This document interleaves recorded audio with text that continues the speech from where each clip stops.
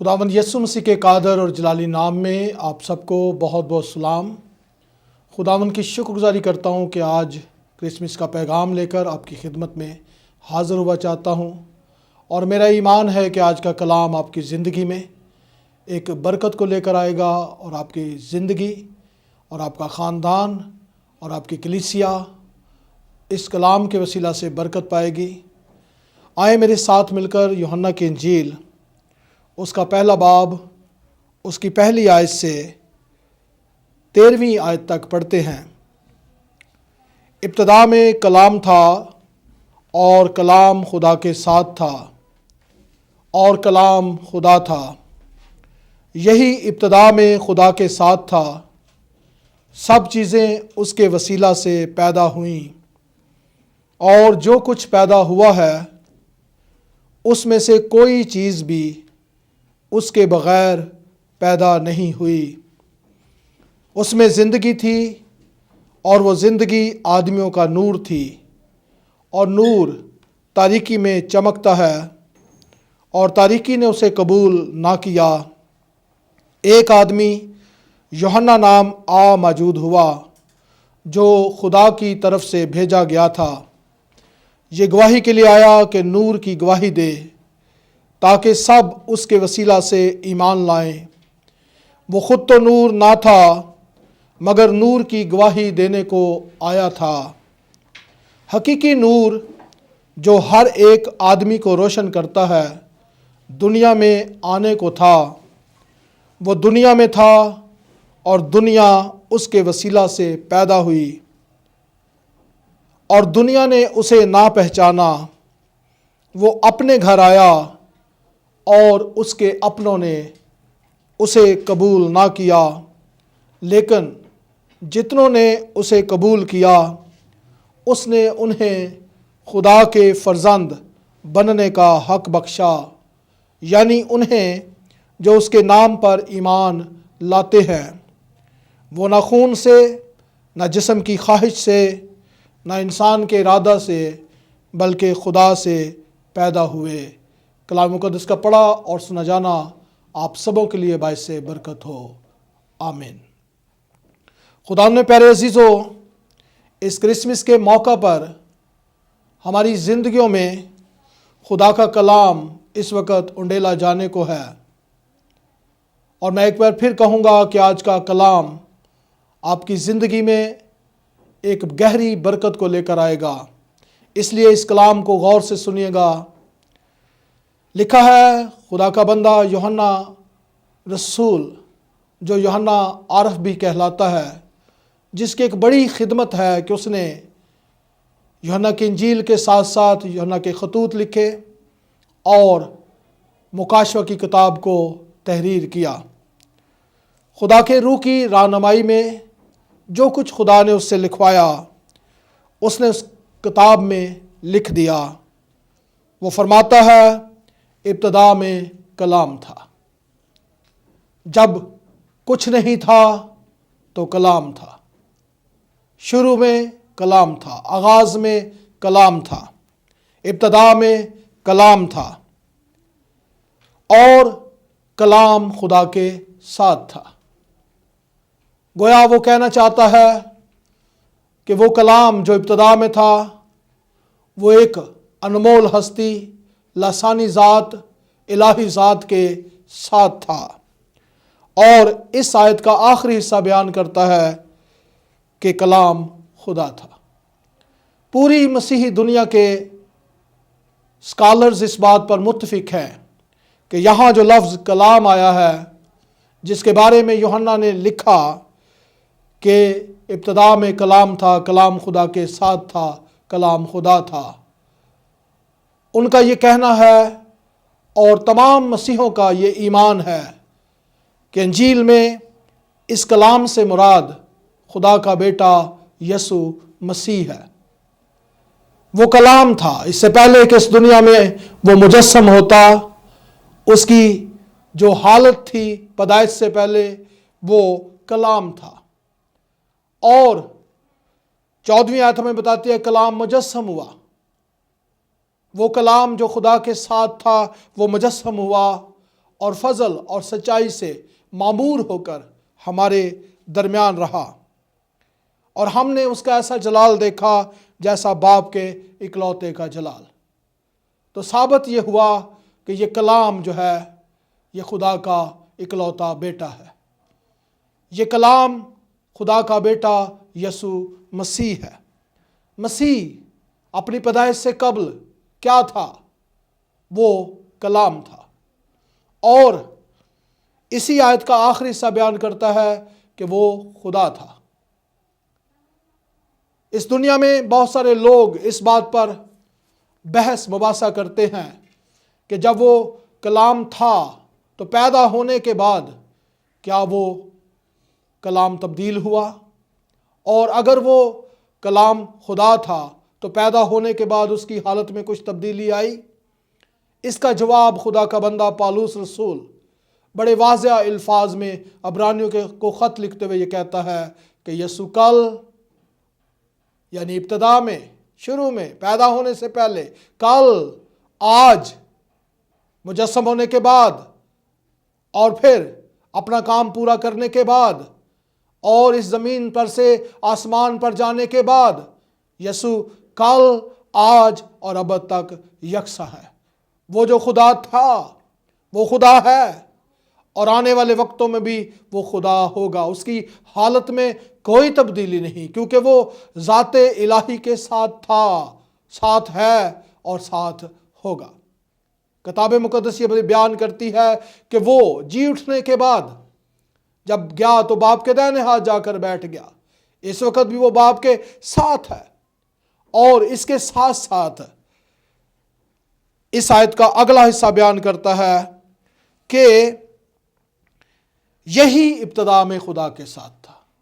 جب کچھ نہیں تھا تو کلام خدا کے ساتھ تھا۔ اور تیسری آیت بیان کرتی ہے کہ سب چیزیں اس کے وسیلہ سے پیدا ہوئیں، خواہ وہ زمین کی ہوں، خواہ وہ آسمان کی ہوں، خواہ وہ حال کی ہوں، خواہ وہ استقبال کی ہوں۔ ساری چیزیں، سب چیزیں اس کے وسیلہ سے پیدا ہوئیں۔ آپ جو کلام کو سن رہے ہیں، آپ بھی اس کے وسیلہ سے پیدا ہوئے ہیں۔ میں جو آپ کو پیغام دے رہا ہوں، میری ہستی، میری ذات بھی اسی کے وسیلہ سے پیدا ہوئی ہے، اور جو کچھ ہم اپنی ذات میں، اپنی زندگی میں رکھتے ہیں، خوبیاں، قابلیتیں، وہ بھی اسی کے وسیلہ سے ہیں۔ آمین، پریز دی لارڈ، ہاللیلویا۔ خداوند کی تعریف ہو کہ سب چیزیں اس کے وسیلہ سے پیدا ہوئیں، جو کلام تھا، جو خدا کا کلمہ تھا، جو اس دنیا کے اندر آ کر مجسم ہوتا ہے۔ سب چیزیں اس کے وسیلہ سے پیدا ہوئی ہیں، اور کتاب مقدس میں لکھا ہے اس میں سے کوئی چیز بھی اس کے بغیر پیدا نہیں ہوئی۔ اور اس کلام میں لکھا ہے اس کلام میں زندگی تھی، اور وہ زندگی آدمیوں کا نور تھی۔ یہاں میں ایک چھوٹی سی بات کرنا چاہوں گا اس سے پہلے کہ آگے بڑھوں۔ کلام کی مختلف حالتیں ہیں جو ہم دیکھتے ہیں۔ ایک کلام وہ ہے جس کا ذکر یہاں پر آیا ہے۔ یہ کلام خدا کا بیٹا یسوع مسیح ہے جو مجسم ہوا۔ ایک کلام یہ ہے جو لکھا ہوا کلام ہے۔ یہ کلام، لکھا ہوا کلام جو ہم تک نبیوں کے وسیلہ سے پہنچا، خداوند کے رسولوں کے وسیلہ سے پہنچا، خدا کے معتبر لوگوں کے وسیلہ سے پہنچا۔ اور ایک کلام یہ ہے جو ہم ایک دوسرے کے ساتھ کرتے ہیں خدا کے روح کی ہدایت میں۔ روح القدس ہمیں مجبور کرتا ہے کہ ہم اس کلام کو جو خدا سے ریسیو کرتے ہیں وہ دوسرے لوگوں تک لے کر جائیں۔ اور یاد رکھیں، کلام کی تینوں حالتیں ہی ہمارے لیے زندگی کا باعث ہے۔ اس دنیا کے اندر جب کلام لکھا گیا، لوگوں نے مشکل ترین حالات کا سامنا کیا، اور آج بھی جب کلام لوگوں تک پہنچایا جاتا ہے تو آسان نہیں ہے۔ بہت سارے ہمارے دوست، بھائی، خدا کے خادمین پرسیکیوشن کا شکار ہوتے ہیں، اور وہ خوشی سے مصیبتیں جھیلتے ہیں کیونکہ ان کو کلام کی خدمت کرنا ہے۔ اس کلام کو دینے کے لیے آج خدا نے مجھے ذمہ داری دی ہے، اور آپ کو سننے کے لیے ذمہ داری دی ہے۔ میں کہوں گا کہ آپ اس کلام کو غور سے سنیے۔ ہم آگے بڑھتے ہیں، اور لکھا ہے اس کلام میں زندگی تھی جو خدا کے ساتھ تھا، جو خدا تھا۔ یہ کلام ایسا ہے، لکھا ہے کہ جو زندگی اس میں تھی، وہ زندگی آدمیوں کا نور تھی، اور نور تاریکی میں چمکتا ہے۔ نور کا یہ کام ہے کہ وہ تاریکی میں چمکتا ہے۔ گویا سورس کون ہے، وسیلہ کون ہے؟ وہ خداوند یسوع مسیح ہے۔ جو کلام ہے اس میں زندگی تھی، اور وہ زندگی آدمیوں کا نور تھی، اور وہی ہے جو لوگوں کو روشنی تک لے کر آتا ہے، لوگوں کو نور کے وسیلہ سے راہ تک لے کر آتا ہے۔ اس کے بغیر کوئی کہہ نہیں سکتا، دعویٰ نہیں رکھ سکتا کہ میں دنیا کا نور ہوں۔ نور تاریکی میں چمکتا ہے، اور لکھا ہے تاریکی نے اسے قبول نہ کیا۔ دیکھیں، تاریکی کا اپنا کام ہے، نور کا اپنا کام ہے۔ یہ نور کون ہے؟ نور خدا کا بیٹا یسوع مسیح ہے۔ تاریکی کون ہے؟ دنیا۔ دنیا نے اسے قبول نہ کیا۔ اور لکھا ہے ایک آدمی یوحنا نام موجود ہوا، جو خدا کی طرف سے بھیجا گیا تھا۔ یہاں بتانا چاہتا ہوں کہ نبی، پیغمبر، رسول، خادم، خدمت کرنے والے اپنی طرف سے نہیں بولتے، بلکہ خدا کی طرف سے بولتے ہیں اور خدا کی طرف سے آتے ہیں۔ یوحنا کے بارے میں لکھا ہے وہ خدا کی طرف سے بھیجا گیا تھا، اور خدا جب بھیجتا ہے تو اس کے لیے ہمیں جو ہے اس بات کو بھی یاد رکھنا ہوگا کہ خدا زندگیوں کے اندر پہلے کام کرتا ہے، اور زندگیوں میں خود جا کر ان کو بلاتا ہے۔ سب سے پہلا کام کہ وہ لوگوں کو بلاتا ہے اور کہتا ہے تھکے ماندو، بوجھ کے دبے لوگوں، سب میرے پاس آؤ۔ اور اس لیے بلاتا ہے کیونکہ بلانے والا چاہتا ہے کہ وہ لوگوں کو بلائے تاکہ دنیا تاریکی سے نکل آئے۔ اس لیے خادموں کو میں یہ کہوں گا، ایمانداروں، اس سے پہلے کہ آپ انجیل کی بشارت دو، اس بات کو سمجھو کہ آپ کا بلاوا خداوند کی طرف سے ہے۔ خدا نے آپ کو ایک خاص کام کے لیے بلایا ہے، اور یوحنا کی انجیل 15 باب میں لکھا ہے تم نے مجھے نہیں چنا بلکہ میں نے تمہیں چن لیا ہے اور مقرر کیا ہے تاکہ تم بہت سا پھل لاؤ۔ تو اس سے پہلے کہ وہ تعینات کرے، مقرر کرے، اور ایماندار رسول، نبی، مبشر، چرواہے جو ہیں وہ پھل لائیں اور زندگیاں بدلیں، ان کے وسیلہ سے لوگ آسمان کی بادشاہی کا حصہ بنیں، پہلے نمبر پر یہ ہے وہ بلاتا ہے۔ اور کتاب مقدس میں لکھا ہے کہ اس کے بلاوے اور اس کی نعمتیں لا تبدیل ہیں۔ وہ جن کو بلاتا ہے ان کو پھر کبھی بھی رد نہیں کرتا۔ ہاں، انسان چھوڑ کر چلا جائے تو چلا جائے، لیکن خدا جن کو بلاتا ہے وہ ان کو پھر اگلے درجہ پر لے کر آتا ہے۔ خدا تربیت کرتا ہے، اور تربیت کر کے وہ خادموں کو بناتا ہے۔ تو پھر دو باتیں یاد رکھیں، نمبر 1 وہ بلاتا ہے، اور نمبر 2 یہ ہے کہ وہ بناتا ہے، تیار کر دیتا ہے، اور جب تیاری ہو جاتی ہے مکمل تو پھر تیسرے نمبر پر یہ ہے کہ وہ بھیجتا ہے۔ اور یہاں لکھا ہے ایک آدمی یوحنا نام موجود ہوا جو خدا کی طرف سے بھیجا گیا تھا۔ اس کو بھیجنے والا خدا تھا، اور اس کا کام کیا تھا؟ لکھا ہے یہ گواہی کے لیے آیا تھا۔ کون سی گواہی؟ کہ نور کی گواہی دے، تاکہ سب اس کے وسیلہ سے ایمان لائیں، ایمان لائیں، ایمان لائیں، سب اس کے وسیلہ سے ایمان لائیں۔ وہ خود تو نور نہ تھا مگر نور کی گواہی دینے کو آیا تھا۔ حقیقی نور جو ہر ایک آدمی کو روشن کرتا ہے، دنیا میں آنے کو تھا، وہ دنیا میں تھا، وہ دنیا اس کے وسیلہ سے پیدا ہوئی، اور دنیا نے اسے نہ پہچانا۔ بے شمار گواہیاں اس کے آنے کے بارے میں دی جا رہی تھیں، لیکن دنیا نے اسے نہ پہچانا۔ اور یہاں تک لکھا ہے کہ وہ اپنے گھر آیا اور اس کے اپنوں نے اسے قبول نہ کیا۔ میں آپ کا دھیان چاہوں گا، وہ اپنوں کے گھر آیا، اس کے اپنوں نے اسے قبول نہ کیا۔ کتاب مقدس میں ہم دیکھتے ہیں جب وہ پیدا ہونے والا تھا تو جس ہستی سے وہ پیدا ہونے والا ہے، اس ہستی کے پاس جب پیغام آیا ہے، خدا کی طرف سے فرشتہ پیغام لے کر آتا ہے۔ لوکا کی انجیل پہلے باب میں ذکر ہے کہ فرشتہ مقدسہ مریم کے پاس آتا ہے اور آ کر جب اس کو سلام کرتا ہے تو وہ اس سلام سے ہی گھبرا جاتی ہے، اور پھر وہ اس کلام سے جب گھبراتی ہے تو سوچنے لگی یہ کیسا سلام ہے۔ فرشتہ نے اس سے کہا ہے مریم خوف نہ کر، کیونکہ خدا کی طرف سے تجھ پر فضل ہوا ہے، اور دیکھ تو حاملہ ہوگی، تیرے بیٹا ہوگا، اس کا نام یسوع رکھنا، وہ بزرگ ہوگا اور خدا تعالیٰ کا بیٹا کہلائے گا، اور خداوند خدا اس کے باپ داؤد کا تخت اسے دے گا، اور وہ یعقوب کے گھرانے پر ابد تک بادشاہی کرے گا، اور اس کی بادشاہی کا آخر نہ ہوگا۔ مقدسہ مریم نے کیا کہا؟ مریم نے فرشتہ سے کہا یہ کیوں کر ہوگا جبکہ میں مرد کو نہیں جانتی؟ کیوں کر ہوگا؟ کیسے ہو سکتا ہے؟ How it will be possible؟ یہ کیسے ہوگا؟ یہ کیوں کر ہوگا؟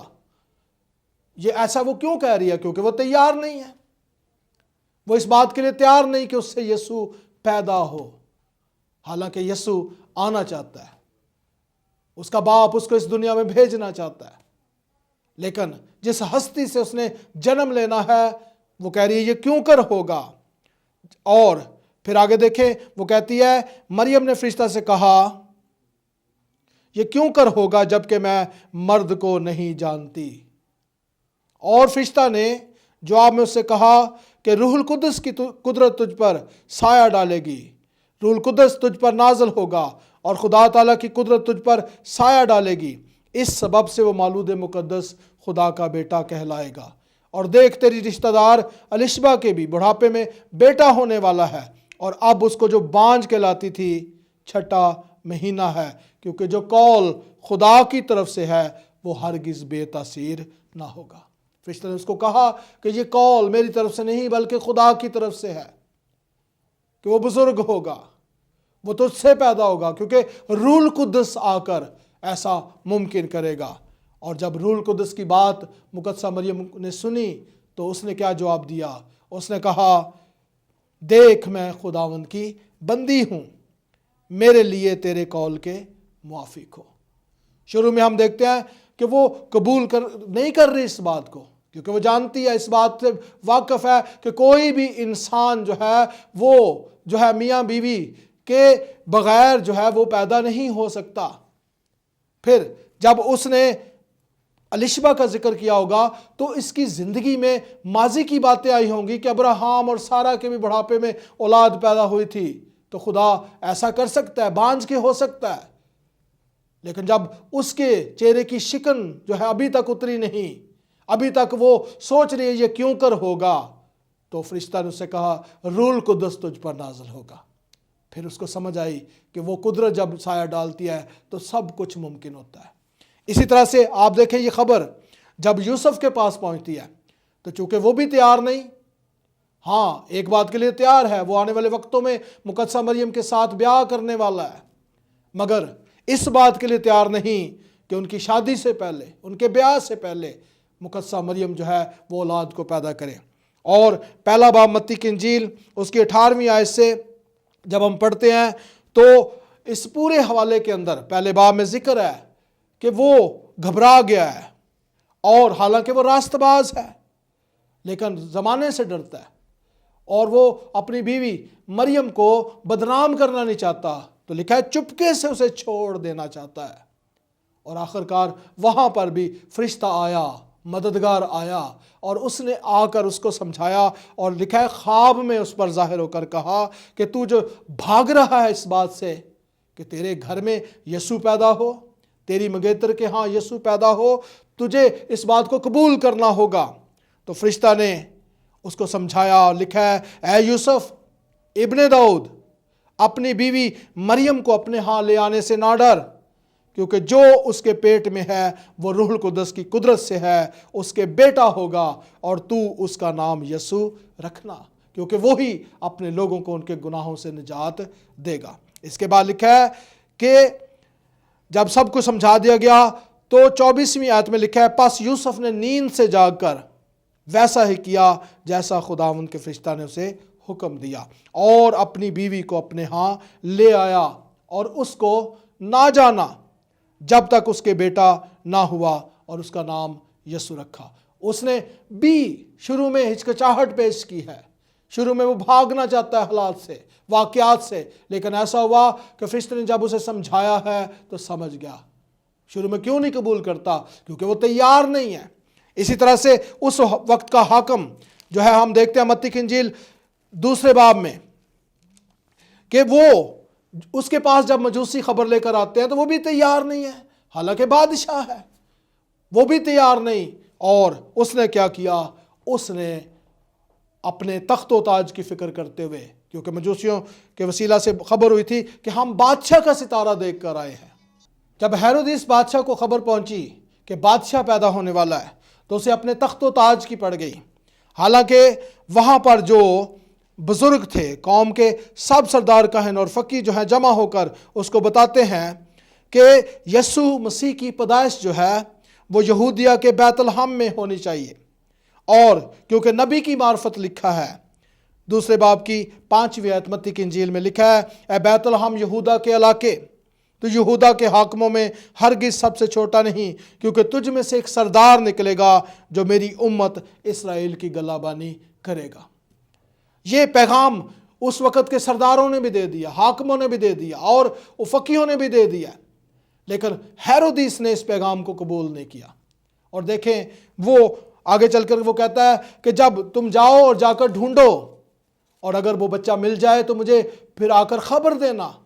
لیکن ہوا کیا کہ جب مجوسیوں کی رہنمائی فرشتہ نے کی اور وہ دوسری راہ سے اپنے گھروں کو چلے گئے تو ہیرودیس بادشاہ غصے میں آیا اور اس نے اپنے علاقہ کے اندر 2 سال کے بچوں کو مروا دیا۔ اس پورے شہر کے اندر ایک بڑا کوہرام مچ گیا، بڑا واویلا مچ گیا، کیونکہ لکھا ہے راما میں آواز سنائی دی، رونا اور بڑا ماتم، راخل اپنے بچوں کو رو رہی ہے اور تسلی قبول نہیں کرتی۔ یہ سب کچھ کیوں ہوا؟ کیونکہ ہیرودیس نے مجوسیوں کے پیغام کو قبول نہیں کیا، اس نے یسوع کے آنے کی خبر کو قبول نہیں کیا۔ اسی طرح سے جب ہم دیکھتے ہیں یسوع مسیح پیدا ہو گیا تو آج تک یہودی اس کو قبول نہیں کر رہے، یہاں تک کہ جس وقت وہ زمینی خدمت کرتا تھا تو یسوع مسیح کی مصلوبیت کا باعث بھی وہ لوگ اسی لیے بنے کیونکہ انہوں نے یسوع کو قبول نہیں کیا۔ تو میں یہ کہوں گا اس کرسمس کے موقع پر آپ جو کلام سن رہے ہو، خدا کی آواز سن رہے ہو، اس پیغام کو سن رہے ہو، آپ سے میں درخواست کروں گا کہ قبول کرو کہ یسوع ہی نجات دہندہ ہے۔ قبول کرو کہ وہ اس لیے آیا تاکہ لوگ زندگی پائیں اور کثرت کی زندگی پائیں، کیونکہ یوحنا کی انجیل 3 باب کی 16 آیت میں لکھا ہے کہ وہ خدا نے دنیا سے ایسی محبت کی کہ اس نے اپنا اکلوتا بیٹا بخش دیا تاکہ جو کوئی اس پر ایمان لائے، یعنی قبول کر لے، ہلاک نہ ہو بلکہ ہمیشہ کی زندگی پائے۔ اس لیے میرے پیارے بھائیوں بہنوں، میں آپ سے کہوں گا خداوند کو قبول کریں۔ ایک پنجابی گیت گایا کرتے تھے، یسوع نو قبول کر زندگی تو پاویں گا، جے نہ کرے توبہ سیدھا دوزخاں نو جاویں گا۔ ان لوگوں کے لیے ہلاکت ہی ہلاکت ہے جو یسوع کو قبول نہیں کرتے، اور اس کو قبول کرنے کا بہت بڑا فائدہ ہے۔ لکھا ہے جتنوں نے اسے قبول کیا اس نے خدا کے فرزند بننے کا حق بخشا۔ جب ہم یسوع کو قبول کرتے ہیں تو پھر ہم خدا کے فرزند بن جاتے ہیں، اور لکھا ہے وہ نہ خون سے، نہ گوشت سے، نہ جسم کے ارادہ سے، بلکہ خدا سے پیدا ہوئے۔ تو وہ لوگ خدا سے پیدا ہوتے ہیں جو یسوع کو قبول کرتے ہیں۔ اس لیے میں یہ کہوں گا اس کرسمس پر آپ یسوع کو قبول کیجئے۔ خداوند آپ کے ساتھ ہو۔ میری طرف سے اور میرے خاندان کی طرف سے اور یونائٹڈ چرچز کونسل کی طرف سے اور گریٹ ہارویسٹ ویژن منسٹری کی طرف سے آپ سب کو ہیپی کرسمس۔